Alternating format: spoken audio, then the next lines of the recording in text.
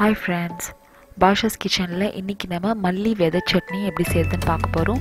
இந்த சட்னி உடம்புக்கு ரொம்ப நல்லது. பேட் கொலஸ்ட்ரால் உடம்புல சேர விடாம தடுக்கிற சட்னி தான் இது. இது எப்படி செய்யறதுன்னு வாங்க பார்க்கலாம்.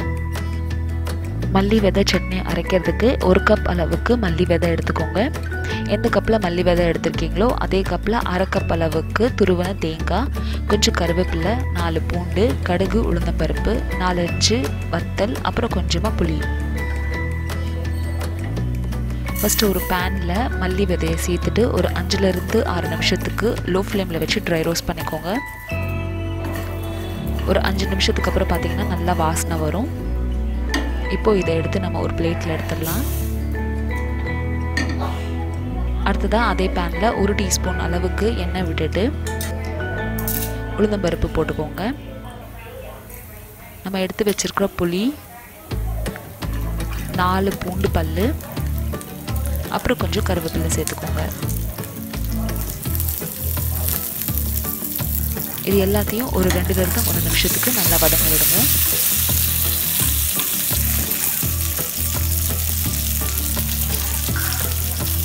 அடுத்ததா இதில் நம்ம எடுத்து வச்சிருக்கிற காஞ்ச வத்தலையும் சேர்த்துடலாம். காஞ்ச வத்தல் உங்களோட டேஸ்ட்டுக்கு ஏற்றாப்புல நீங்கள் சேர்த்துக்கலாம்.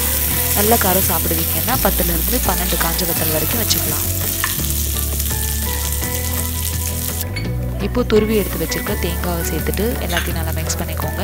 தேங்காவை நம்ம ரொம்ப நேரம் ரோஸ்ட் பண்ண வேண்டாம். இந்த சூட்டில் ஒரு 2 நிமிஷம் வதங்கினா போதும். இந்த ஸ்டேஜில் ஃப்ளேம் ஆஃப் பண்ணிடுங்க.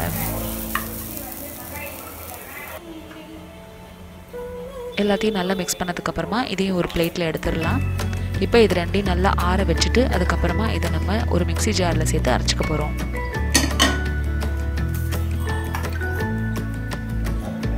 மல்லி விதையில் நிறைய ஆன்டி ஆக்சிடென்ட்ஸ் இருக்குது. அப்படின்றதுனால நம்மளுக்கு ஆன்சைட்டி, அப்புறம் நம்மளோட பிளட் சுகர் லெவல் எல்லாமே மெயின்டைன் பண்ணுறதுக்கு இது ரொம்ப யூஸ்ஃபுல்லாக இருக்கும்.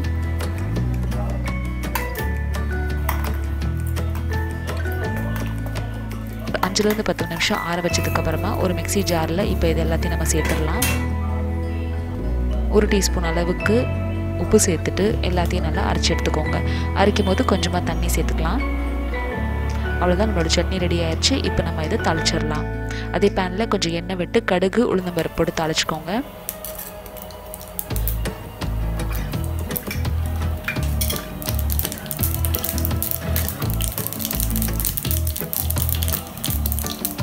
இந்த ஹெல்த்தியான மல்லி சட்னியை நீங்களும் கண்டிப்பாக ட்ரை பண்ணி பார்த்துட்டு உங்களுக்கு எப்படி வந்துச்சு அப்படின்றத கமெண்ட் செக்ஷனில் சொல்லுங்கள். இந்த வீடியோ உங்களுக்கு யூஸ்ஃபுல்லாக இருந்துச்சுன்னா இந்த வீடியோக்கு லைக் கொடுங்க. இந்த சேனலை ஃபர்ஸ்ட் டைம் பார்க்குறீங்கன்னா கண்டிப்பாக சப்ஸ்கிரைப் பண்ணுங்கள். கருவேப்பிலை, கடுகு, உளுந்தம் பருப்பு போட்டு தாளிச்சிட்டு எல்லாத்தையும் நல்லா மிக்ஸ் பண்ணி இந்த சட்னியோட மிக்ஸ் பண்ணிடுங்க.